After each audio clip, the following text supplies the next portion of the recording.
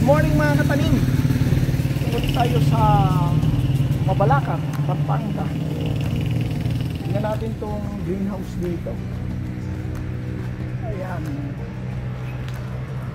Ba, ganda na ng ano, pagkakaset up mga katanim. Ito may blower na dito. Ito mo to. Yan, papasok ka dito, i-blow para maalis yung mga insect, kung ano man ang ano, ganda, di ba? Automatic yan. So, yan ang entry mo. Okay? So, ito na yung gantry natin. Ito yung sa ibabaw. Dito yung pulyar, ito yung kukuha ng harvest. Okay. Sir, morning, kumusta? Matay mo sila. Si Sir Rinaldo, ito yung ano dito. Tagapagmana. Yung germination area mo, kumusta? Isa pa lang na nyo? Yung table namin, sir, na-assemble na namin. Kasi isa lang. Isa pa lang? Apat yan, sir. Na? Apat. Apat na? Tatlo yung nasa side nito sa section A. Ay, tinupi pa din pala? Oo, sir. Then, talagyan namin yung insulation. Insulation. Akala ko nakatayo na yun na ganyan. Tinutini pa pala. Na, para, sir, naka-lock siya dito. Hindi lalabas yung insulation. Hindi siya tatakas. Lalo na kapag bumigat yung tumatakbo na? natin. Yes, sir. Tumatakbo na pang may makina na doon. Pwede natin patakbuhin. Nasampulan mo na to. Pwede naman, sir. Sige nga, try natin. So ito yung ano, alulod talaga ang ginamit na ano, no? Yes. Yung sa gutter ng ano, ng Duracon. Pantay ba? Hindi. Yan, sir. Hindi pa pantay. Dito, kaya pala sabi ko, hindi nga. Ayun, ito. May mga may ano sa gilid. Yes, sir. Gitna, hindi pantay talaga. So ipapantay pa. Yes, sir. Kumbaga, meron pang i-connecta doon. May mga, ito kasi connectado na. Hanggang sa dulo. Okay. Ito, Sa gitna. yan ang gitna. Hindi pa Konektado doon. So naka-clivy talaga siya. Papunta dito, no? Oo, total pa-drain talaga siya ng mga katanim mo. Dito. Saan yung tubig pag galing doon, papunta rito. Dito siya lalabas. Maglalagay kami ng downspout. Downspout na drain naman. Yes, padiretso doon, sir. Sa mga tubo. Sa mga tubo naman yun. Pabalik na naman doon. So walang may ipon din dito. Wala. Dito. Wala. Oo. Tapos yung mga... Anong dulo? Anong sasara natin doon? May... Yung ano rin, yung end cap dito.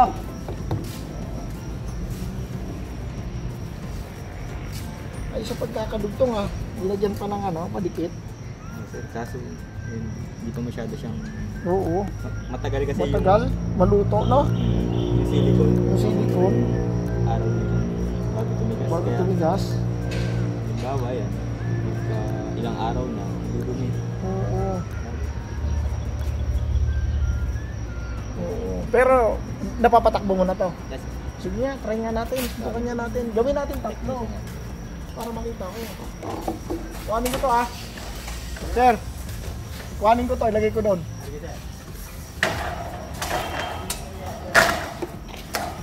Oh, ito yung aakyat doon katanim. Ano mga tanim doon? Pag nag-harvest sila, parang malambot. Malambot ang ano ng Duracon doon. Yun yung sabi sa akin ni boss malambot ang Duracon mo. Parang pag na nagbe-bend, unlike doon sa China. Unlike yung pinakita mo sa akin sa Vietnam. Sabi nga, maganda daw.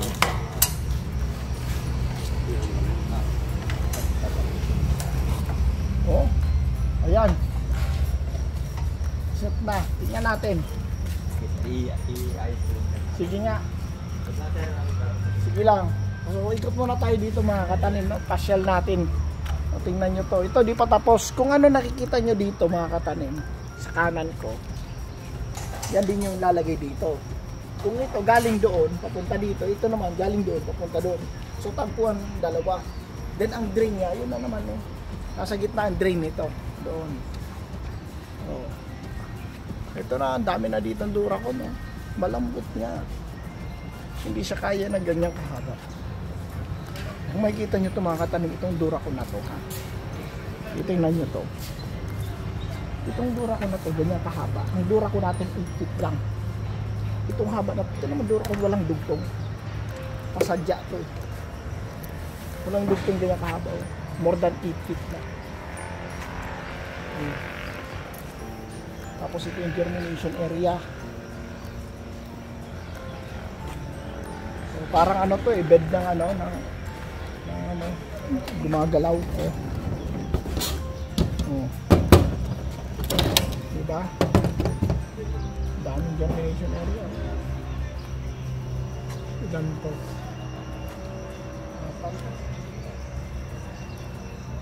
Ito na lang silang ilan natin dito. Sige lang, makita ko lang. Saka pala, yung sa Kiss Plus mo, isang piraso lang? Yung initial ano mo? Yes. Isang 10 liter set? Ang initial. Initial. Sabihan ko na lang ulit kayo pagka Sige. kailangan, pagka malapit na. Mag total run. Ngayon ang tatanungin nyo, sa crack nyo muna. Next week sir, mag-start na kami rito. Okay. Okay. 2 weeks pa naman siyang nandito sa nursery report. So, may time pa kami Para maayos to. Nakaano natin na? Eh, ang reservoir mo nito, separate diba dito? Isa lang. Initial na plans. Separate. Separate. Separate ang initial nyo. Saan na nakapag-buffer ka na? Ng plug sir. Oo, ng plug. Okay na. Mag-adjust na ako ng Ilang hinatch mo? for, sir, 3 weeks ko siyang Hinatch. equalize. Tapos, 900 plugs total 900 plug. per week. Nakailang ano ka na? Total. Ano na sir? Nakatatlo ka na? 2,700. Okay. Good morning. 27. Ano? Ingatan tayo ma'am. So ito mga katanim, panoorin natin paano gumana to. No? Mag-automatic to. So from germination area, ganito kasi ito mga katanim, no? Kung titingnan nyo to, from germination area, ilalagay namin yan dito. No? So dito siya, tatakbo siya doon. No, hindi yan palagi tatakbo. I-forward lang namin hanggang sa umabot doon ang harvest. Okay? Hanggang doon ang harvest. Kaya makikita nyo may gantry na sa ibabaw kasi pwede niya iangat ito. Yan. Pwede iangat. Makita natin na tatakbo yan na. So di pa daw nakapantay yung gitna. No? Kaya kung makikita nyo dito. Ito pantay na to. Yun doon ang hindi pantay. No? Ayan na. Tumatakbo na oh. Ayun. Tingnan mo dito katanim mo. Tingnan mo.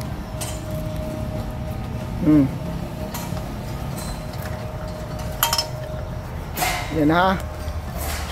Tingnan mo yan. Okay.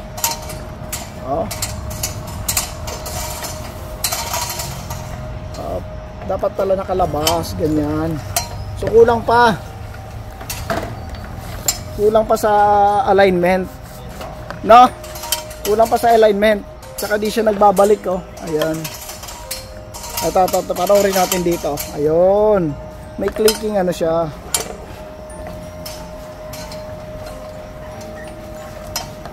Ayan. Ayan.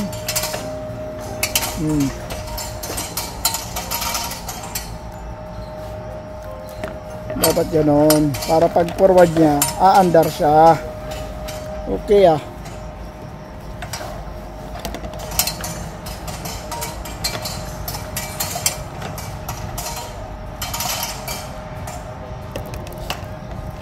So kulang sa ano pa?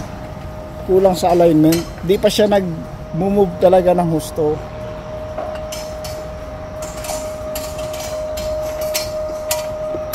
Yung sa gitna, ayan o. Yung sa gitna, yun. Ito mali sa alignment. Yung gitna, tama. No? Ayan o. Ayan yung gitna.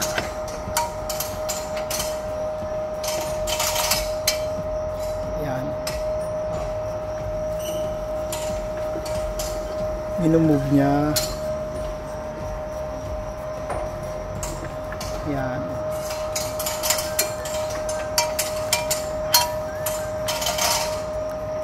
Ito ba mga katanim? Oh.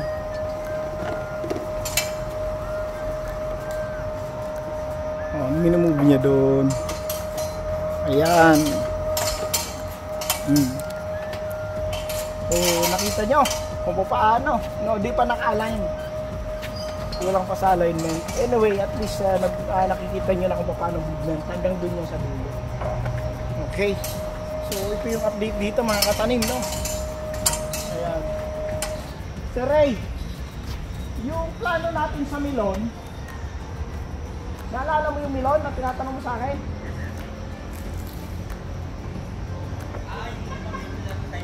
Yung dimension natin, di ba, ang usapan natin doon sa Milon is para ang planting density natin makuha. Yung side nun kasi ganitong style. For example, ito magiging poste. Ang width natin is, anong width natin? Sige lang. 7 sige lang. 7 meters. Di ba? Ang width natin 7 meters. Di ba? Tapos ang haba natin ilan? 41. Para makuha natin ng ilang planting density? 1,000. Around 1,086. Ang maging mo kasi doon, ito yung 7 meters sa poste on both sides. Kasi may tanim tayo dito eh. Yes, sir. Di ba? Ganon yung sistema. Hindi mo dito ipapantay yung net. Meron bang dito, merong yung structure natin, meron pa siyang 1 meter dito na panilan. Hindi na. Hindi ka na maglalagay ng islang. Yung net na lang yung ilalagay ang hihilahin. Yun nga. Oo, pero wala kang structure na gagawin. Kumbaga, yung post lang to. Oo, poste lang to. Yung net niya, may 1 meter pa tayo. Yes, pa side. Pero hindi 1 meter, 50 lang. Kasi, yung daanan mo, pathway na to eh. Doon sa labas eh. Pathway na to sa labas. 50 ka lang dito. Para yung planting density natin, makuha natin. 50 lang yung kinala, 50 cm ka lang dito, hindi mag 1 meter. Yung sa dimension kasi, initial sir. Oo. Ginagawa sa yes. Iwalay pa yung 1 meter na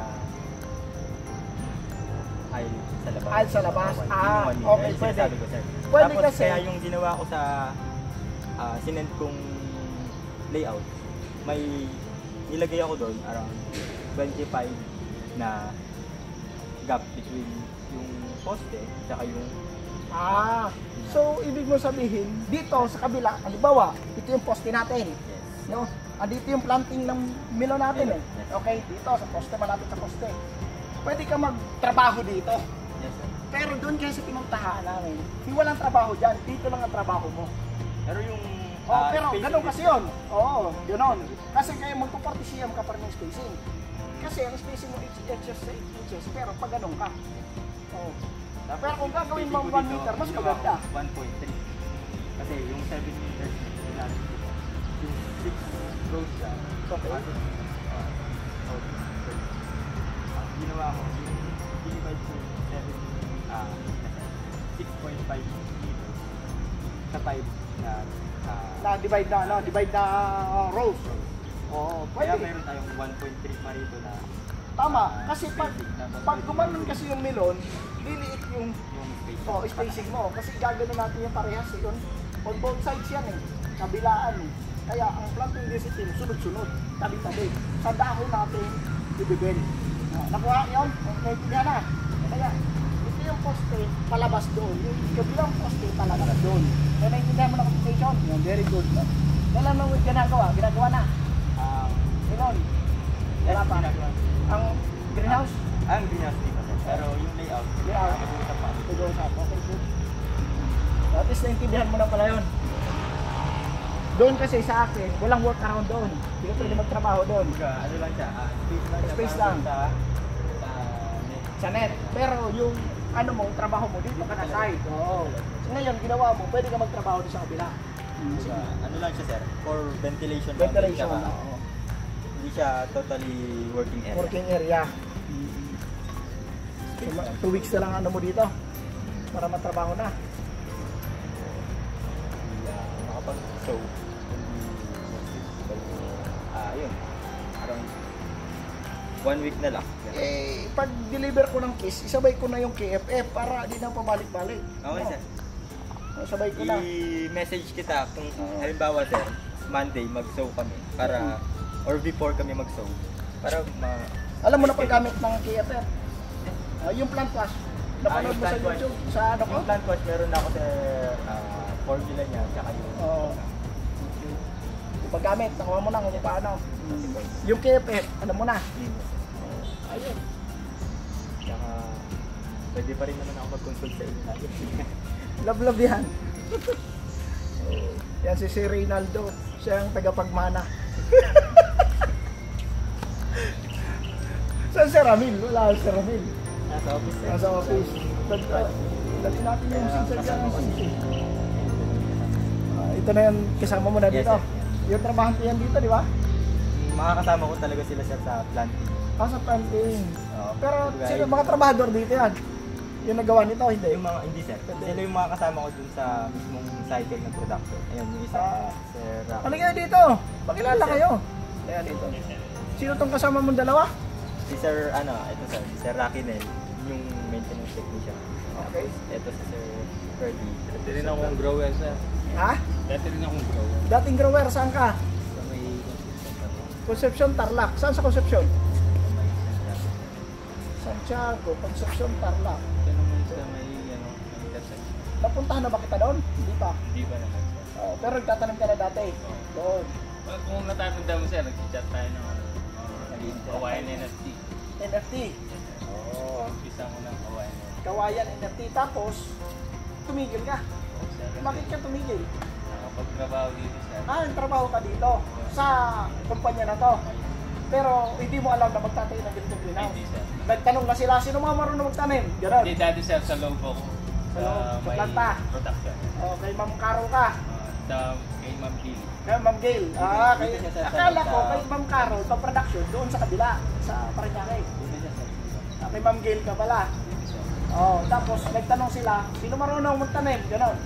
Di, parang nagdala ako, sir. Nagdala ako ng letter. Kailan? Nalaman last year pa. Last year pa, nalaman na marunong ka Oo, magtanim. nalaman nila. Oo. Eh, sabi Tinikman ni boss. Oo. Tinikman ni boss yung Binigyan- dala mo? Oo, binigyan ko sila ng mga all Simple, kinausap ako. Sabi, pagka napuno, magiging isa ako sa pwede. Pumayag naman ako. Pumayag ka naman. Dapat di ka pumayag.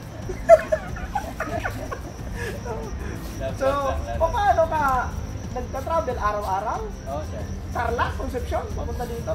Di ba, walayo. Paano yun? Marcos 30 Highway? minutes lang naman, sir. Kuhaan ka, expressway. May may motor. Motor, so sa ano ka, sa ano yun? Sa magalang, Oo, yung ano, sa Brown. Hindi ka sa expressway. hindi naman. Hindi sa Pipilex. Kayo naman, sir. Sir. Ay, sir. Bago lang sa tech. Bago lang. Bago ka lang dito. Yes, sir. O matagal ka na sa kumpanya? Bago lang talaga. Bali, galing ako sa Bataan. Sa Bataan? paper mill. Paper mill. Nagagawa ng mga pulp. Yes, sir. No, mga pulp. Mga pulp na nire-recycle namin. Recycle. O, gawaan ng pulp. Akala kong gawaan ng pulp nasa Valenzuela. Meron din doon? Meron din doon, sir. Okay. Pero dati galing ako noong 2017 dito sa outfit ko. Mill lang ng ano yan? Mill lang ng paper o nagawa mismo ng pulp na mismo? Bali, lahat po mga papel na mga dyaryo, yung mga... Oo, i-mill lang. Pero I-mill hindi lang, kayo tapos gagawa ng production ng kuan. Gagawin lang ng raw materials Yes, ng ng pulp. raw Okay, good. Kasi ang gawaan ng pulp talaga is dito na sa Valenzuela. Ganoon kasi mga katanim, no? Ang pulp kasi kailangan magawa natin galing doon sa materials ng mga ng puno, ng ganon. Ang problema, kailangan mo ng permit sa DENR. So ngayon, may laking problema yan kung magagawa ka na yan dito sa Pilipinas dahil sa license mo. Ngayon, ginagawa nila recycled materials. Yun yung nila dati. So ngayon, anong trabaho mo doon, sir? Engineer? Instrument technician. Instrument technician. Tapos pupunta ka ngayon agriculture. Kumusta naman ang transition? Sir, maintenance technician. Maintenance technician naman siya dito. So ikaw ang taga-maintain dito. Huwag may mga sira, ikaw mo lahat. Yes, sir. Kaya, sir, yung